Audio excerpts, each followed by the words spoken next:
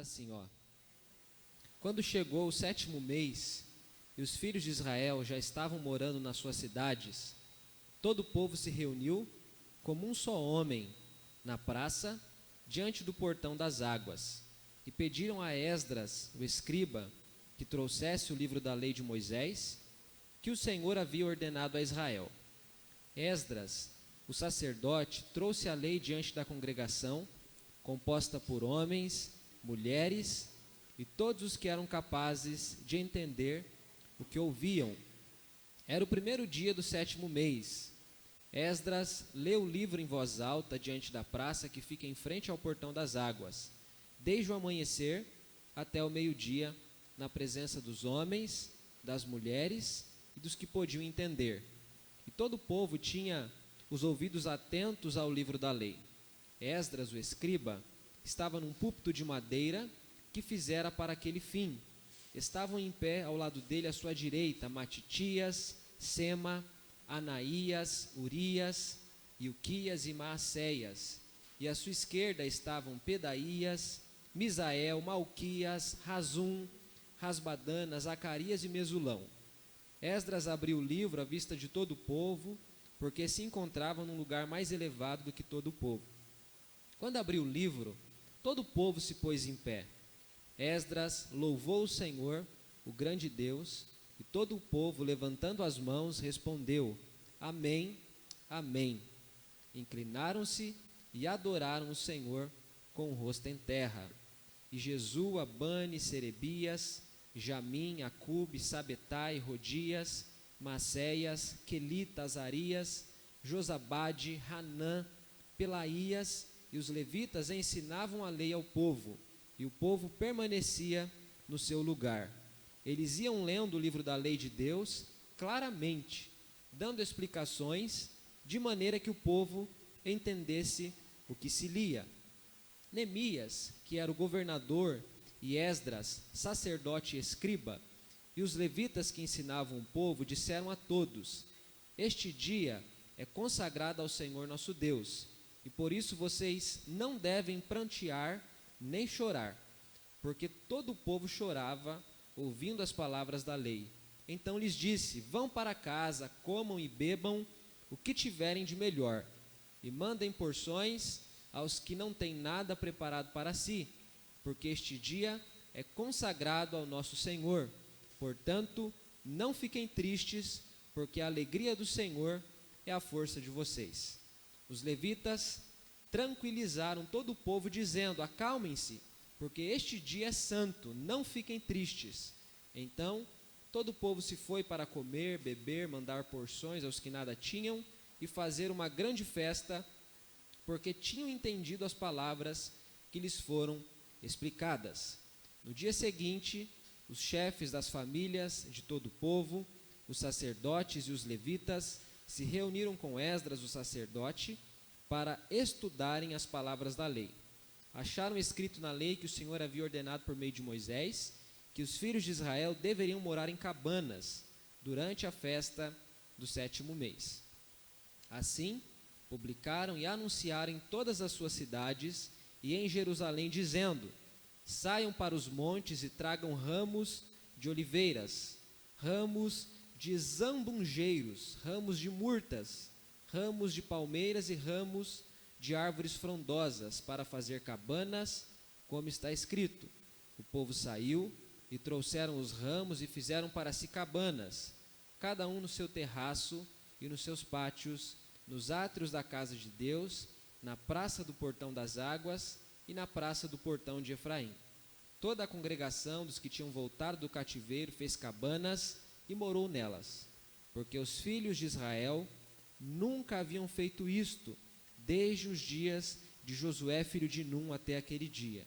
E todos estavam muito alegres. O livro da lei de Deus foi lido diariamente, desde o 1º até o último dia da festa. E celebraram a festa durante 7 dias. No 8º dia, houve uma reunião solene, conforme estava ordenado na lei. Vamos orar? Deus, obrigado, nós estamos aqui na Tua presença, cultuamos ao Senhor com canções, no ofertório, e agora a tua palavra foi lida e será pregada.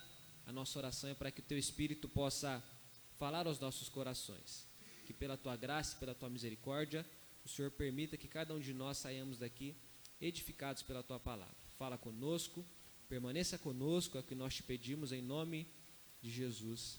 Amém. Irmãos, pela manhã, aos domingos, nós temos falado um pouquinho sobre a Reforma Protestante. Esse é um mês, para nós, muito importante por conta desse evento que aconteceu há 501 anos atrás. A Reforma Protestante foi uma data marcante na Idade Média, uma data que sinalizou o retorno das Escrituras como sendo uma centralidade na vida das pessoas. Por muito tempo, por 1.300 anos, 1.200 anos mais ou menos, a Bíblia foi perdendo aos poucos o seu lugar de importância. As pessoas foram se esquecendo das Escrituras e cada dia mais ela foi ficando de lado, ela foi sendo renegada, e com o passar do tempo isso foi se intensificando. No decorrer então de 1.200 anos, ela tinha perdido completamente o seu valor. E na época da Reforma Protestante, os reformadores então trouxeram de volta esse senso, essa compreensão de quão importante é a Escritura para a vida de todo cristão. Nós somos presbiterianos e a nossa origem reside nessa época e nesse evento tão importante que acabou marcando a história do mundo, a história geral de forma ampla, né? Nós acabamos de ler um texto que faz parte do livro de Neemias. Esse livro registra uma história que aconteceu, que se deu num período chamado pós-exílico. O povo de Israel, especialmente o povo do sul, eles foram para a Babilônia e eles ficaram 70 anos cativos, exilados na Babilônia. Nós lemos isso dos livros do profeta Jeremias, profeta Ezequiel, tantos outros profetas falam desse evento aqui. O povo ficou 70 anos fora da terra prometida, aquela terra que Deus havia, com juramento, prometido aos pais da nação, né? Abraão, Isaque e Jacó. Bom, eles voltaram do cativeiro e eles reconstruíram Jerusalém. Se você ler os 7 capítulos que vêm antes aqui, capítulo 1 a 7 de Neemias, você vai perceber isso. Os muros foram reconstruídos, as casas foram sendo reconstruídas, e a vida então está voltando à sua normalidade. As pessoas estavam reabitando Jerusalém, que era uma cidade bastante importante. Esse texto que nós lemos aqui, tanto o capítulo 8 quanto o capítulo 9 e parte do capítulo 10, esse texto aqui representa aquilo que tem sido chamado de um reavivamento espiritual que Israel vivenciou. Eu já li muitos livros, já ouvi muitas pregações, muitos homens de Deus falando desses 3 capítulos e mostrando o quanto esse povo foi reavivado, o quanto eles passaram por uma reforma, o quanto eles foram reconstruídos. A reconstrução, no primeiro momento, se dá no plano material mesmo. É pedra, areia, cimento. Tem aquela história em que os homens estão perturbando Neemias, ele diz assim: eu não posso parar, a obra que eu estou fazendo é muito grande. E o texto diz que com uma mão eles seguravam ferramentas e com outra mão eles seguravam espadas, porque eles estavam tendo que se defender de um grupo de pessoas que estavam se opondo a eles. Então, no primeiro momento, essa reconstrução é física mesmo, é o templo, são os muros, são as casas, e depois a vida social vai sendo reconstruída pouco a pouco. E então eles passam também por uma reconstrução espiritual, aquilo que se aplica à vida deles e à relação deles com Deus. Eu queria meditar com vocês um pouquinho sobre o seguinte assunto: como a palavra de Deus é tratada em tempos de reavivamento. Essa é uma pergunta. Como a palavra de Deus é tratada em tempos de reavivamento? Primeira coisa que o texto nos mostra é que em tempos de reavivamento, essa palavra de Deus ela é tratada com primazia. Dos versículos 1 ao versículo 6, isso fica bastante claro. Olha o que diz, eu vou lendo o texto e você vai me acompanhando aí. Capítulo 8, versículo 1 diz assim, ó: quando chegou o 7º mês, e os filhos de Israel já estavam morando nas suas cidades, todo o povo se reuniu como um só homem na praça diante do portão das águas e pediram a Esdras, o escriba, que trouxesse o livro da lei de Moisés que o Senhor havia ordenado a Israel. O povo então, depois de ter reconstruído as suas casas, eles se reúnem como um só homem, essa é a expressão do texto, isso mostra a unidade que aquele povo estava experimentando, e depois deles terem se reunido, se você ler o capítulo 10, capítulo 11 e capítulo 12, tem lá o nome de cada pessoa. Eu acredito que não tem ali literalmente o nome de todos, né? Mas ali vai mostrando o nome das pessoas principais, os chefes das famílias. Então você consegue ter noção de quantas pessoas eram, um grupo grande de pessoas, que conseguiu retornar para a terra que Deus havia jurado a dar aos seus pais. Esse povo então volta para Jerusalém, eles reconstroem Jerusalém, eles se reúnem e depois de estarem reunidos, eles pedem para Esdras, que era escriba e sacerdote, que trouxesse o livro da lei de Moisés. O escriba era aquele homem que era responsável por fazer cópias da lei. Logicamente era um camarada que escrevia bem, que lia, que tinha estudado, mas Esdras também era sacerdote. O sacerdote é aquele homem que é descendente de Arão e de Moisés, que fazia parte da tribo de Levi. Eram homens que foram escolhidos por Deus para lidarem com os rituais, com o sacrifício, com as cerimônias que haviam em Israel. Esses homens, eles tinham uma função importante, eles ficavam diante de Deus e diante do povo. E eles recebiam o sacrifício do povo e ofereciam esses animais como sacrifício a Deus, para que o povo pudesse perceber aquilo que Cristo faria lá na frente, morrendo numa cruz. Esses homens tinham então um ministério concedido por Deus, que não foi dado a eles porque eles mereciam, porque eles tinham talento ou porque eles tinham predisposições para isso. Pelo contrário, Deus chamou esses homens, Deus chamou a casa de Levi e disse que faria com eles um sacerdócio perpétuo. Então você vai lendo todo o Antigo Testamento e cada livro vai mostrando quem é o sacerdote que está de serviço naquele dia, naquele ano, naquela semana. Então esses homens estão aqui e você percebe, tem um grupo aí no versículo 4 e no versículo 7, tem vários nomes, né, que são estranhos para nós, não são nomes comuns a nós, e são levitas, homens dessa linhagem, da linhagem de Arão, da linhagem dos levitas. E Esdras é o representante deles. Neemias é governador, Neemias tem um papel político e Esdras tem um papel religioso. Esdras é escriba e é sacerdote. Então as pessoas se reúnem e pedem para Esdras que ele trouxesse o livro da lei de Moisés.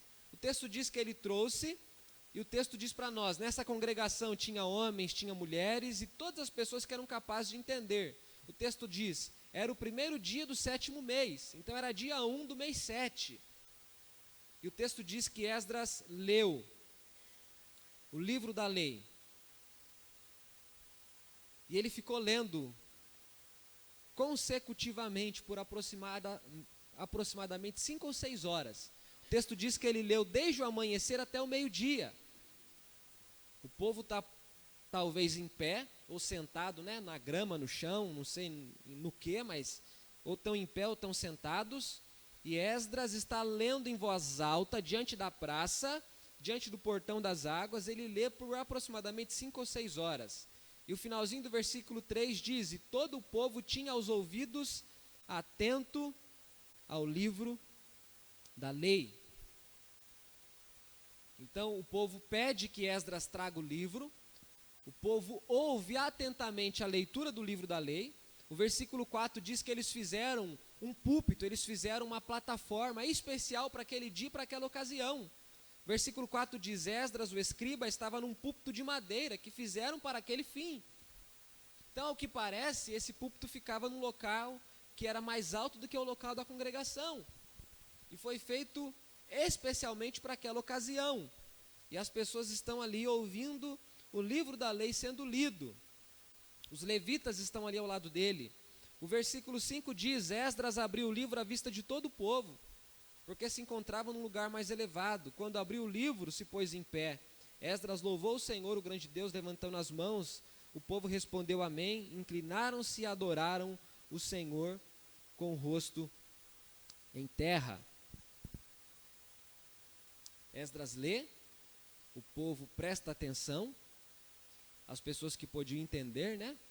Talvez adolescentes, jovens, adultos e idosos estavam ali, assimilando a leitura da lei de Moisés. Quando o texto fala da lei de Moisés, o texto está falando de Gênesis, Êxodo, Levítico, Números e Deuteronômio. Ninguém gastaria 6 horas para ler os 10 mandamentos, mas parece que dá para gastar 6 horas lendo o Pentateuco inteiro. Então esse povo está lendo os 5 primeiros livros da Bíblia. Enquanto eles leem, o leitor, que é o sacerdote, que é o homem que conhecia a Escritura, que lia a Escritura, que estudava a Escritura. Então o texto diz que o povo tem uma atitude de reverência, eles ficam de pé, mas eles também se ajoelham. Hora que a lei está sendo lida, eles se levantam, o texto diz que eles louvam o Senhor e eles dizem amém, é uma expressão de concordância, né? A gente diz sempre amém, e amém significa assim seja, que seja conforme você disse. E conforme Esdras lia, o povo dizia amém. E então eles se inclinam e adoram o Senhor com o rosto em terra. Essa é uma expressão que expressa humilhação, que expressa rendição, que expressa submissão. Por exemplo, quando os reis entravam em guerra nessa época aqui, e quando o mais forte vencia o mais fraco se prostrava diante do mais forte. Um rei, que é um camarada importante, de posição destacada, que tem poder, mas ele se sujeitava a alguém que fosse mais forte do que ele. A gente olha para a Bíblia e vários textos falam disso, de pessoas se humilhando na presença de Deus e colocando o rosto no pó. Tem um versículo que diz: põe o teu rosto no pó e talvez assim haja esperança, alguma coisa mais ou menos assim. Eu lembro que eu aprendi esse versículo quando era criança, meus pais me ensinavam e eu memorizei ele, só que estou precisando dele de novo porque eu esqueci exatamente como é. Mas põe o teu rosto no pó e talvez assim haja esperança. É Lamentações, se eu não estiver enganado. Esse povo põe o rosto no pó e eles então expressam essa humilhação. Essa é uma atitude exterior, visível, que denota, que expressa a condição interna.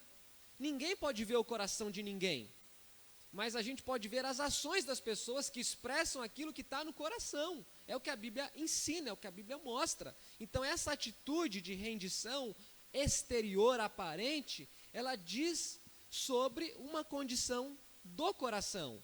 Eles estão então com o coração expresso na presença de Deus, rendido na presença de Deus. É como se eles ajoelhassem o coração. Não dá para dizer isso, né? O coração não tem joelhos. Mas então o autor diz, eles se ajoelham fisicamente, literalmente, expressando aquilo que estava acontecendo no coração.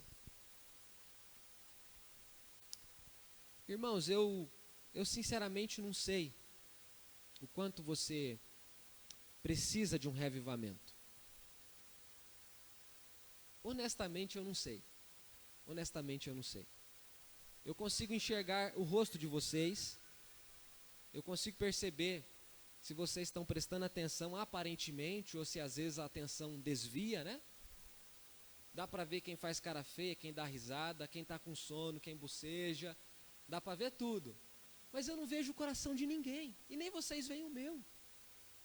Eu consigo ver um pouco da vida de cada um de vocês, pela convivência diária, pela convivência fraterna no ambiente da igreja. Logicamente, alguns eu vejo mais, outros eu vejo menos, mas dá para a gente fazer suposições. Mas tudo que nós podemos fazer são suposições que não são fiéis à realidade. Você já deve ter se enganado com alguém por causa das suas suposições. É simples, tanto para o mal quanto para o bem. Por isso que eu estou dizendo, eu não sei se de fato você precisa de um reavivamento. Mas a Escritura mostra para nós, irmãos, que um reavivamento ele tem início quando a própria Bíblia se torna para nós uma coisa fundamental. Enquanto a Bíblia não ocupa um lugar de primazia no nosso coração, enquanto a Escritura não ocupa um lugar destacado na nossa vida, na nossa agenda, na nossa rotina, no nosso cotidiano, nós ficamos à mercê, nós ficamos com sede, com necessidade de experimentarmos um revivamento espiritual da parte de Deus para as nossas vidas. Foi isso que aconteceu na Reforma Protestante. A Bíblia foi recolocada no seu devido lugar. Foi devolvido à Bíblia a importância que ela nunca deveria ter perdido, mas que havia perdido. Esse povo aqui retornou do exílio, eles vieram de uma situação extremamente difícil. O judeu por si só é nacionalista, ele ama a sua pátria, ele ama a sua cultura. Esse povo fica 70 anos fora de Jerusalém, fora de Judá, fora de Israel. Leia depois o Salmo 137, os babilônios chegam para os judeus e dizem: cantem para nós canções de Sião, e eles dizem: como nós poderemos cantar canções de Sião se estamos em terra estranha? Esse povo aqui experimenta um pouco do que é ser ridicularizado, eles são zombados, eles são violentados em todos os sentidos. Eles perdem um pouco daquilo que é a identidade cultural deles, eles precisam se unir, se fortalecer para que essa identidade cultural não fosse sumida assim de tudo.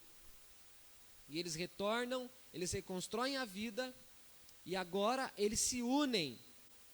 E eles pedem ao povo, eles pedem ao sacerdote que leia para eles as Escrituras. Irmãos, isso aqui é uma coisa maravilhosa.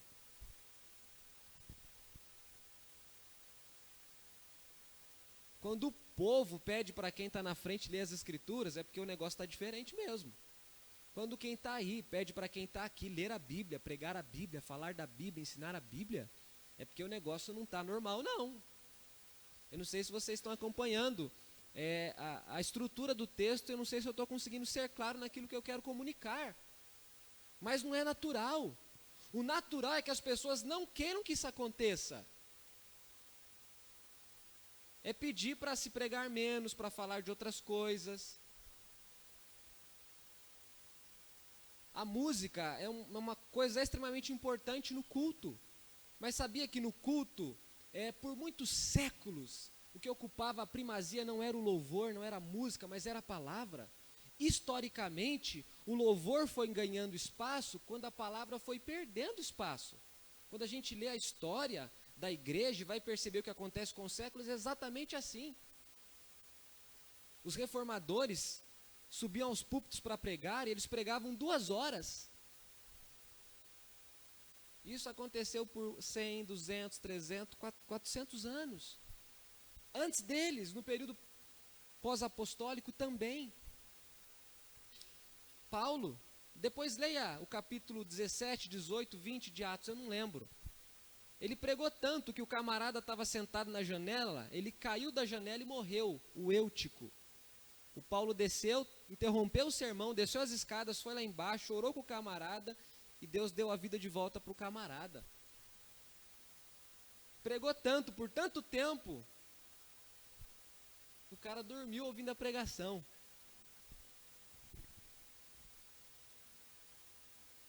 Irmãos, em tempos de revivamento, a Escritura tem primazia. É uma sede que é individual, mas que também é coletiva. Todo o povo se ajuntou como se fosse um só homem e disseram para Esdras: leia para nós o livro da lei de Moisés. A sede desta igreja não mata a sua sede pessoal. Se essa igreja tiver sede da palavra, mas se você, João, Maria, José, Pedro, Chico, sabe? Vou usar os nomes mais comuns. Se você não tiver sede da palavra, a sede do coletivo não supre a sua sede. Quando eu tenho sede, ninguém pode beber água no meu lugar. Quando eu tenho sede, eu tenho que beber água por mim. Que você tenha sede individual e que nós tenhamos sede coletiva pela palavra do Senhor e que ela possa ocupar um lugar de primazia na nossa vida e no nosso coração. Amém? Então, como a palavra é tratada em tempos de revivamento? Primeiro com primazia, depois ela é tratada como um livro que precisa ser ensinado e explicado. Eu escrevi isso daqui, eu fiquei lendo, eu falei, gente, será que eu falo isso aqui para o povo mesmo? Porque está parecendo tão simples, né? Dizer que a Bíblia é um livro que precisa ser ensinado e explicado. Só que é o que o texto está dizendo. Olha o que diz o versículo 7, aí diz o nome dos levitas, eu não vou ler o nome deles de novo não. Diz assim, eles ensinavam a lei ao povo, versículo 7, e o povo permanecia no seu lugar, versículo 8, eles iam lendo o livro da lei de Deus claramente, dando explicações de maneira que o povo entendesse o que se lia. Então o livro era ensinado e era explicado. Pastor, mas a Bíblia não fala por ela mesma? Quando alguém lê a Bíblia precisa ser explicada? Ou basta ler o Salmo 23 e pronto? Num primeiro momento, é lógico que a Bíblia fala por ela mesmo. Só com a leitura da Bíblia, se você estiver atento, se você estiver com o coração aberto, se você estiver sedento por Deus, não tenho dúvidas e espero que você também não tenha, de que pela leitura da Bíblia, o Espírito Santo tem total poder para falar já com o seu coração. Só que não é essa a intenção de Deus. A intenção de Deus não é que a Bíblia fosse apenas lida, mas é que ela fosse lida, explicada e aplicada. Esse é o modelo do Antigo Testamento, esse é o modelo do Novo Testamento, esse é o modelo de Jesus e é o modelo que tem acontecido na história o tempo todo. É isso que os levitas fizeram, é isso que eles faziam aqui. Eles ensinavam a lei. Então tem um grupo grande de levitas e parece agora que eles fazem grupos e vão ensinando a lei, vão explicando a lei, vão lendo a lei e dizendo, isso aqui que Moisés disse, significa isso, aquilo significa aquilo outro significa aquilo outro. Todos nós, irmãos, temos necessidade de ter a Bíblia explicada para nós. Todos nós. Todos nós. Por muitas vezes eu leio vários textos na Bíblia e eu não entendo o que tá escrito lá. Aí eu converso com alguém, eu vou ler um livro, eu busco auxílio, eu busco ajuda, tem várias maneiras. Mas nem tudo que eu leio na Bíblia, eu entendo assim não, naturalmente. Há coisas mais complexas para ser entendida, que demanda mais tempo, mais estudo, mais esforço, mais suor. Então é preciso que a Bíblia seja explicada. Então eles liam claramente, dando explicações ao povo, de maneira que o povo pudesse entender. O que significa isso? Eles mostravam para o povo qual era o sentido do texto, qual era o significado do texto. A Bíblia é um livro rico. Na Bíblia tem vários gêneros literários. Tem narrativa, tem poesia, tem sabedoria. Na Bíblia tem ditado, tem listas, tem genealogias, tem profecias, tem literatura apocalíptica, como Daniel, Apocalipse e outras porções dos profetas, e vários outros gêneros literários. A gente usa figura de linguagem na linguagem comum mesmo. Eu poderia dizer para vocês, eu estou com uma fome de leão, todo mundo entende o que eu quero dizer. Eu estou usando uma expressão exagerada para mostrar que eu estou com muita fome. Ou eu poderia dizer para vocês assim, eu estou tremendo de medo, e está todo mundo olhando para mim e está me vendo que eu não estou tremendo, mas entende o que eu quero dizer. Isso aparece na Bíblia. Há salmos que dizem que a lei do Senhor é mais doce do que o mel. Mas tenta mastigar a sua Bíblia, vê se tem gosto de mel, faz o teste. É uma linguagem poética. A gente tem que entender o sentido disso. É por isso que a Bíblia precisa não apenas ser lida, mas também ser explicada. Irmãos, quando a gente lê a Bíblia, a gente está lendo um livro que do Novo Testamento tem uma distância de 2000 anos para nós. Se você colocar junto um bisavô, um avô, um pai e um filho, são 4 gerações. Eles vão ficar assustados, um com a geração do outro. Falar, não é possível. Não, quando eu era criança as coisas não funcionavam assim. Num período de 60 a 70 anos a gente fica escandalizado com o comportamento, com as ações. Imagine 2000 anos de distância cultural. Isso eu estou falando do Novo Testamento. Se a gente pegar o Antigo Testamento, a gente chega a 3000 anos de distância. É uma coisa completamente distante da nossa cultura. Tem que se explicar o que aquilo significava lá para a gente entender o que significa hoje, senão não dá para entender mesmo. Não dá. Ninguém encontra Paulo para dizer, Paulo, o que é que você quis dizer no versículo tal, no capítulo tal, na carta tal? Ninguém consegue encontrar Moisés para dizer, Moisés, eu não entendi muito bem o 7º mandamento. O que você quis dizer com aquele mandamento? Ninguém consegue encontrar Moisés nem Paulo para pedir explicação para eles. Por isso, a gente precisa fazer uso daquilo que o Espírito Santo tem capacitado os homens ao decorrer dos tempos. O Espírito Santo capacita homens, levanta homens. Em Efésios, Paulo diz que Deus deu à igreja, que Deus equipou a igreja com profetas, com apóstolos, com pastores, com mestres, com evangelistas, tudo para a edificação e o crescimento dos santos. Então esse texto mostra para nós que a Bíblia, sendo um livro, ela precisa ser tanto ensinada quanto explicada. Diga assim comigo, a Bíblia é um livro humano e também divino. Só isso aí dá nó na cabeça de meio mundo, né? Ela é humano porque foi escrito por pessoas, mas é divina porque a origem dela, a fonte dela, vem de Deus. Olha que coisa, irmãos. Então a Bíblia precisa ser ensinada e precisa ser explicada.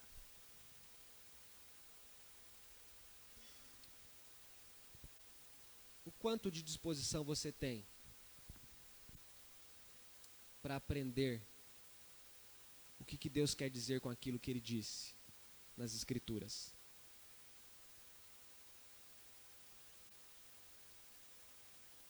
Irmãos, eu tenho a ideia de que vocês também reconhecem que precisa de um reavivamento. Eu preciso. Eu não estou dizendo que eu estou morto espiritualmente, não é isso. Mas eu reconheço que eu preciso me aproximar mais de Deus. Eu reconheço que eu preciso entregar-me a Deus com a totalidade de quem eu sou. Só que a gente vai herdando uma cultura e a gente vai achando que a gente conhece a Deus fora da Bíblia, fora das Escrituras. Há uma cultura de que as pessoas podem ser cheias do Espírito Santo sem que elas tenham amor pela Escritura, pela palavra. Irmãos, isso não existe. Uma pessoa que é cheia do Espírito Santo, uma pessoa que é cheia da graça de Deus, da misericórdia, uma pessoa que está sendo reavivada, uma igreja que está sendo reavivada, uma família que está sendo reavivada, uma pessoa reavivada, ela precisa dar valor à Bíblia. Porque Deus quis se revelar a nós pela palavra. Palavra revelada, Bíblia, e palavra encarnada, Cristo, e palavra proclamada, pregação. Deus se revela a nós nisso, em Cristo, pela Escritura e pela pregação da palavra. As 3 coisas são convergentes. Tomé disse para Jesus, Senhor, mostra-nos o Pai. Jesus disse para Tomé, você quer ver o Pai? Se você está me vendo, quem vê a mim vê o Pai. Eu e o Pai somos um, eu estou no Pai e o Pai está em mim. Cristo é a palavra encarnada, Ele é Deus em carne, em osso, em pessoa. Mas Ele é revelado nas Escrituras. ele é revelado nesse texto aqui, nesse texto sagrado que é importante, que mesmo tendo 3.000 anos de distância de nós, quando é lido, quando é explicado, quando é proclamado, fala ao nosso coração. Nós precisamos, irmãos, nós precisamos nos voltar para o valor que a Escritura tem para a nossa fé. Senão a gente vai ficar buscando crescimento, reavivamento, um tempo novo de Deus para a nossa vida. Nós teremos até a intenção boa, correta, louvável, mas estaremos buscando na fonte errada. O lugar certo é se voltar para as Escrituras. Nós precisamos nos voltar para ela e receber o seu ensino e a explicação dos seus ensinos. A terceira coisa, como a Bíblia é tratada, como a palavra de Deus é tratada em tempos de reavivamento. A terceira coisa, ela é tratada como algo que atinge o homem na sua inteireza. Se você for lendo esse texto aqui atentamente, você vai perceber que o texto mostra que as pessoas que estavam ali naquela ocasião, elas foram atingidas na totalidade de quem elas eram. A palavra era lida e explicada e elas podiam entender. Elas captavam, elas entendiam o que estavam sendo dito. É conhecimento, informação intelectual mesmo, cognitiva. Elas acompanhavam o raciocínio, a leitura, as explicações. Mas o texto não fica apenas na mente. O texto não diz apenas que a mente delas eram informadas. O texto diz que a Bíblia chegava em outros locais, lugares. Por exemplo, dá para a gente saber que a Bíblia chegou ao coração deles. Como é que você sabe disso, pastor? Olha o que diz o versículo 9. Neemias, que era o governador, e Esdras, o sacerdote e escriba, os levitas que ensinavam o povo, disseram a todos: este dia é consagrado ao Senhor nosso Deus. Por isso vocês não devem prantear nem chorar. Aí você lê a segunda frase do texto, diz: porque todo o povo chorava ouvindo as palavras da lei. A Bíblia não apenas atingia a mente daquelas pessoas, o intelecto daquelas pessoas, mas atingia também o coração. Paulo diz que a palavra de Deus é o quê?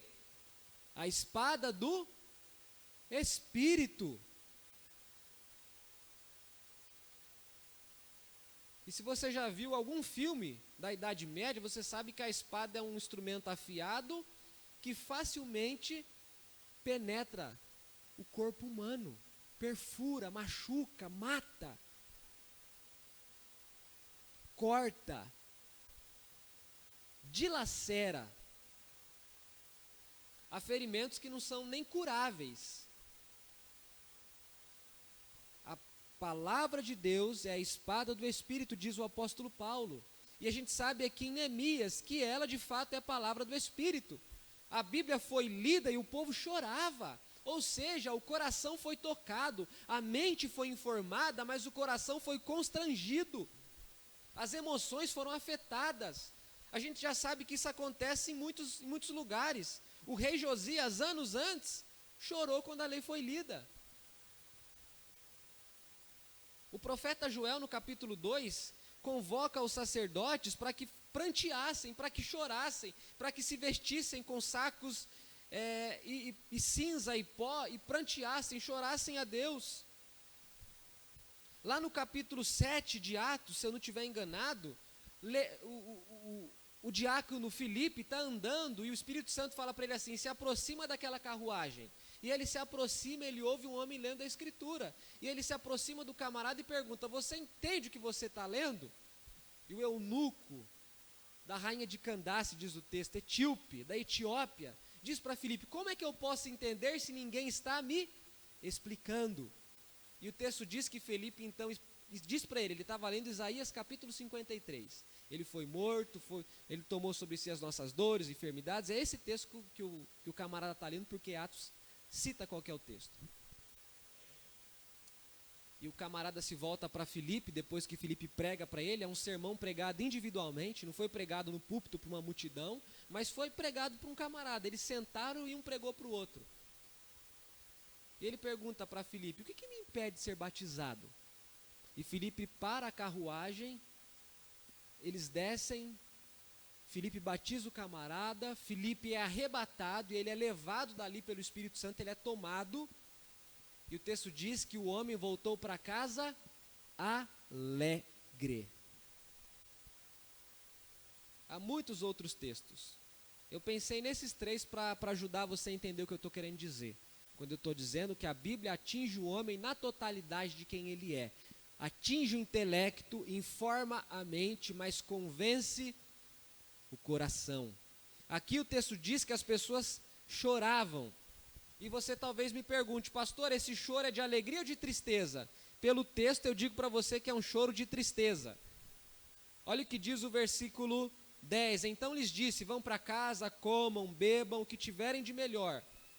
Mandem porções aos que não têm preparado nada para si, porque este dia é consagrado a nosso Deus. Portanto, não fiquem tristes, porque a alegria do Senhor é a força de vocês. Esse povo tinha voltado do cativeiro, eles tinham ficado 70 anos sofrendo na Babilônia. Conforme a lei foi lida e explicada, eles tiveram noção de quão terrível eram os pecados deles à vista de Deus.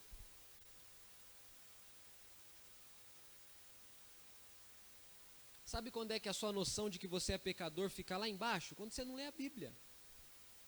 Quando eu tenho que ficar convencendo você de que você é pecador, é porque você está numa situação terrível. Porque se você simplesmente ler a Bíblia e olhar para o seu coração, você vai pedir, Deus, tem misericórdia da minha vida, tem misericórdia da minha vida. Ninguém que se aproxima de Deus se acha santão, ninguém que se aproxima de Deus se acha a última bolacha do pacote. Ninguém. Ninguém que se aproxima de Deus se aproxima dele com um rei na barriga, achando que é a última sensação. As pessoas que se aproximam de Deus voltam do encontro com Deus com um senso enorme de pecaminosidade. Elas percebem a santidade de Deus e elas se voltam para Deus clamando por perdão e por misericórdia. O profeta Isaías vê o Senhor e ele fala assim, ai de mim, que estou perecendo. Eu vou morrer, os meus olhos viram o Senhor. Tem vários personagens. Moisés, muito curioso, queria ver Deus. Deus falou para ele assim, você não pode me ver e ficar vivo, camarada. Você não aguenta. Você não pode. Não dá.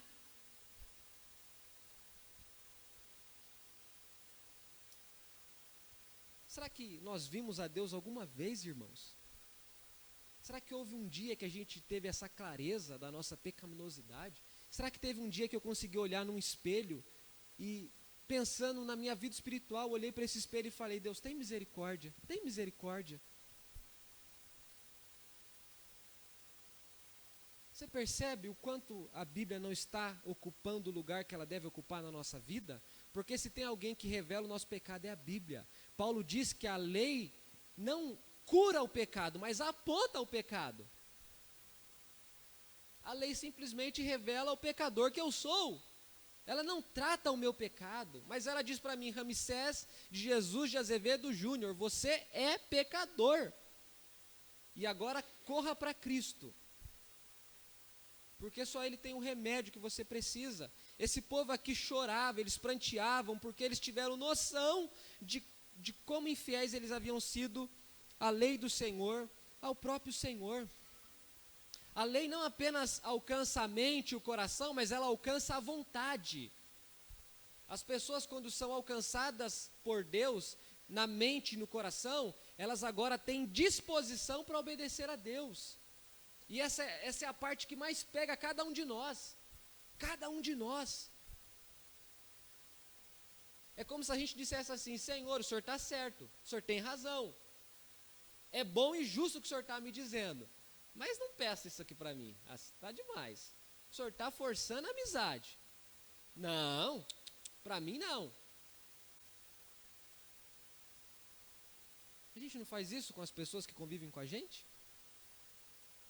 A gente faz isso com Deus. O texto diz aqui que eles foram alcançados na vontade.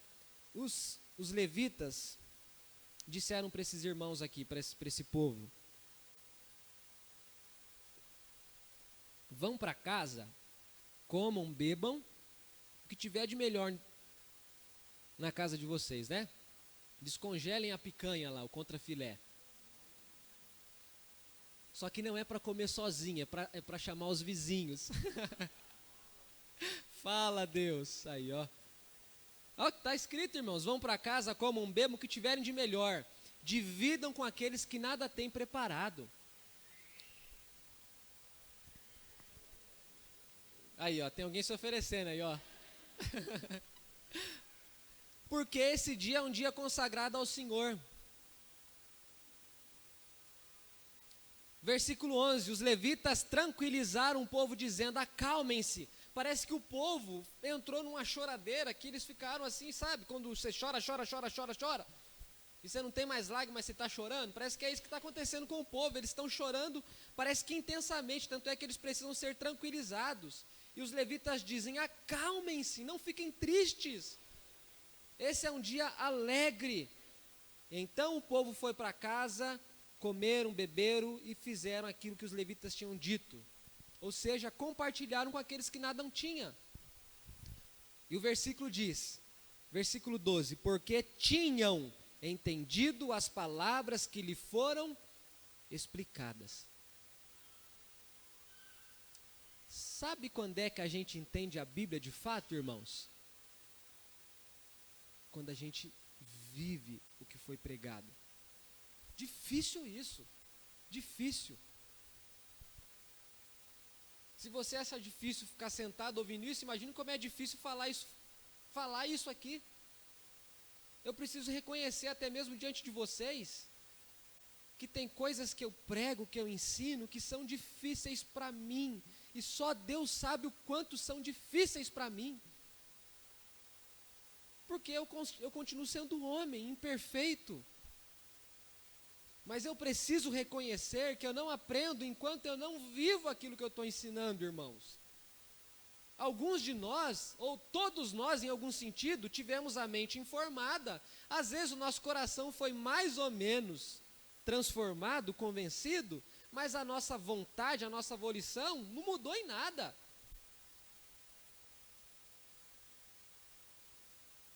Esse povo aqui teve a mente informada, o coração contrito, quebrantado e as ações transformadas, a vontade foi transformada. Em tempos de revivamento, a Bíblia é tida como algo que atinge o homem por inteiro. Lembra do grande mandamento? O pastor Gabriel pregou aqui a semana passada, Deuteronômio capítulo 6. Ame o Senhor com todo o coração, com toda a alma, com toda a força e com todo entendimento. Está falando ali do ser humano por completo. É mente, é coração, é vontade, é força, volição, ação.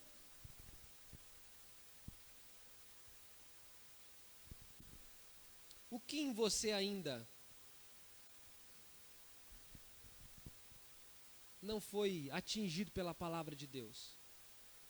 Ah, pastor, a minha mente, o senhor não sabe o tanto de salmo que eu tenho decorado na cabeça. Eu sei, se o senhor falar o Salmo 23 e falar e der uma escorregada aí, eu te corrijo aqui do banco, que eu sei de cor.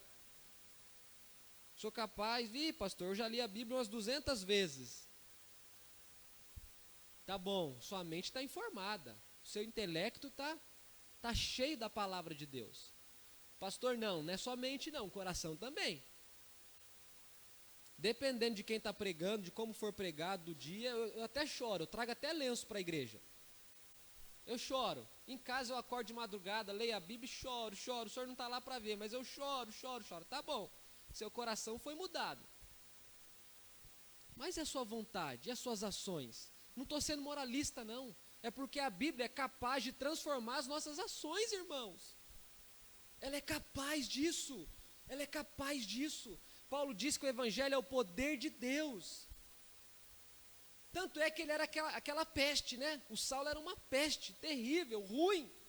Matava os crentes e ficava rindo, tirando sarro. Tinha prazer em mandar um crente para a morte. Viu Estevão morrendo e não fez nada. Quase que falou, taca mais pedra, pega essa aqui é maior, pega essa aqui logo, taca essa. mas ele foi atingido pela palavra de Deus, de modo que é irreconhecível o Paulo e o Saulo. Eu estou dizendo que o Paulo era perfeito no sentido de não ter pecado, não ter erro? Não. Continuava duro ainda, tanto é que ele teve um ranca-rabo feio com Pedro, com Barnabé, com João Marcos. Mas à medida em que aquele camarada estava andando com Deus, fica claro na Bíblia, nas Escrituras, o quanto o coração dele foi sendo amolecido. O apóstolo Pedro, a mesma coisa. Ele foi sendo quebrantado por Deus no decorrer da vida. E são homens extraordinários, tementes a Deus, exemplos de fé.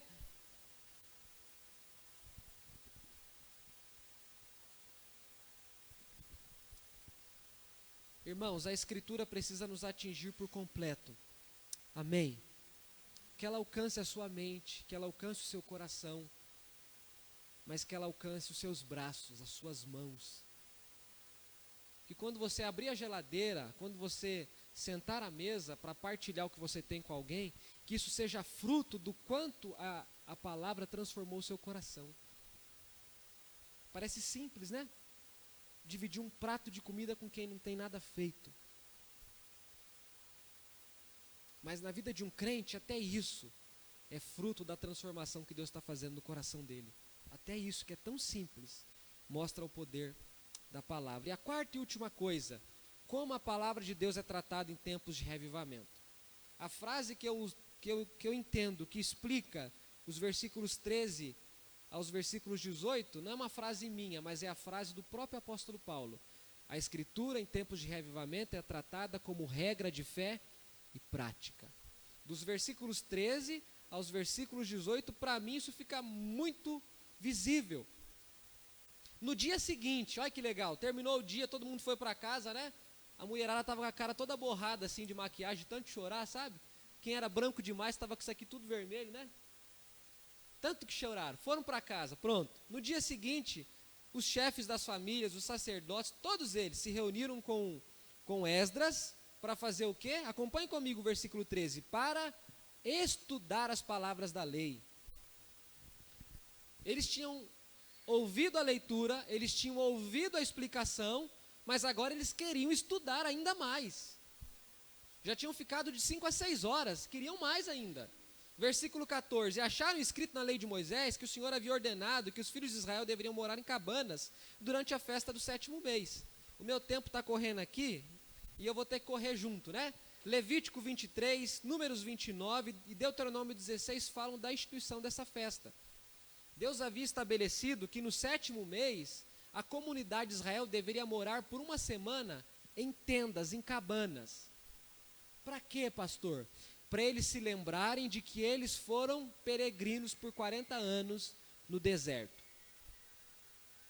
Para eles se lembrarem de que eles ficaram escravos e de que eles foram libertos pela graça e a misericórdia de Deus.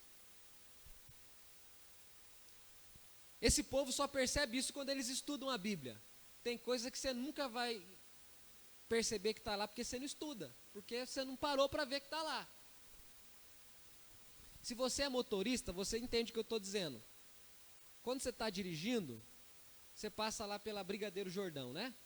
Mas quando você está no carona, você vê coisa que você passa há 30 anos e você nunca viu. Já aconteceu isso com você? Você fala, não é possível que esse negócio estava aqui. Aí você fala com quem está lá, fala, não estava. Você fala, não estava. Aí dois teimosos fica, estava, não estava, estava, não estava. A gente não nota. Mas se você está numa outra perspectiva, você percebe. Irmãos, numa leitura simples assim, você vai ler a Bíblia e você vai passar batido um monte de coisa. Mas se você parar, se você pegar um papel, uma caneta, se você quiser ali ficar meia hora, uma hora, o tempo que você quiser, você vai ver que vai aparecer tanta coisa que você nunca tinha visto e está tudo lá o tempo todo. Esse povo percebeu. E para resumir aqui, a festa das cabanas, ela não era celebrada desde os dias de Josué. Irmãos, sabe quanto tempo tinha que essa festa não era celebrada em Israel? De 900 a 1000 anos. Josué está no ano 1300 e alguma coisa antes de Cristo. Neemias está no ano 400 e pouco antes de Cristo. Dá quase 1000 anos. Como é que pode? A gente diz o tempo todo que o judeu tem a Bíblia de cor, que ele fala, que ele recita. Como é que eles não obedeceram isso? Simplesmente porque por tanto tempo a Escritura não foi para eles regra de fé e prática. O texto diz que eles celebraram a festa durante 7 dias e eles ficaram alegres. O texto é diferente. Na parte do versículo 9 ao versículo 12, os levitas estão falando para eles: gente, para de chorar, acabou o lenço, não tem mais como vocês enxugarem o rosto, parem de chorar. Agora eles não estão chorando mais, eles estão alegres. Por quê? Porque eles estão celebrando aquilo que o próprio Deus havia instituído. E eles fizeram isso por 7 dias, e no 8º dia teve uma reunião solene. E enquanto eles fizeram isso, eles ficaram estudando as Escrituras. A Bíblia tornou-se para eles uma regra de fé e prática. Pastor, o senhor está sendo contraditório. Quando o apóstolo Paulo disse que a Bíblia é regra de fé e prática, quando ele escreve isso a Timóteo, ele não está falando de um reavivamento. Sim, ele não está falando de um reavivamento. Mas em tempos de reavivamento, isso se intensifica. As pessoas têm a Bíblia. Volte a sua atenção aqui, eu estou vendo um monte de cabecinha olhando para a janela lá, ó, para a escada. Presta atenção aqui. Volta para cá. Em tempos de reavivamento, a Bíblia é tida como um livro de fé, de regra, de fé e de prática. Amém? Tudo mais que você fizer, que você me disser: pastor, eu estou fazendo isso, vivendo isso, porque eu estou experimentando um reavivamento. Amém? Deus te abençoe. Você é diferente de mim, eu sou mais pacato. Se você me julgar pelo meu jeito, você vai achar que eu sou sei lá, qualquer coisa. Então, se a gente ficar no julgamento, a gente vai entrar pelos canos, vai dar tudo errado. Mas o que a gente precisa ter como fundamento, como regra? Não importa se você é extrovertido ou pacato, se você é um camarada reavivado, se você é um homem reavivado, se você é uma mulher reavivada, a Bíblia precisa ocupar um lugar de primazia no seu coração. Do contrário, você pode ser pacato ou extrovertido. Se a Bíblia não for uma coisa fundamental para a sua vida, sinto muito. Você está vivendo qualquer coisa, menos um reavivamento. Enquanto por muitos anos, por muitos séculos, a Bíblia foi perdendo seu lugar, um dia alguns homens entenderam que a Bíblia precisava ser valorizada como ela deveria ser valorizada. Foi nessa ocasião que acontece a reforma protestante. Nós precisamos valorizar a Escritura do jeito que ela precisa ser valorizada. Amém? Diga assim comigo: o Espírito Santo é inseparável da palavra. Se eu te perguntar: você tem o Espírito Santo? Você vai falar para mim: tenho, pastor. Então você precisa ter a palavra. É Ele quem inspirou a palavra, irmãos. Como é que a gente tem a palavra? Como é que a gente tem o Espírito e não tem a palavra? Que negócio estranho. Não dá para divorciar o Espírito da palavra. Quem é que reaviva? O Espírito Santo. Então, se o Espírito Santo reaviva, o que um povo reavivado precisa ter? Apreço pela palavra. É simples, é ilógico entender reavivamento sem a palavra. Que Deus nos abençoe com o reavivamento e que o Espírito Santo possa nos levar a experiências maravilhosas com Deus, aprendendo, sendo corrigido, exortado, confortado, edificado pela palavra dele. Amém? Curva a sua cabeça, feche seus olhos. O pastor pode vir aqui à frente.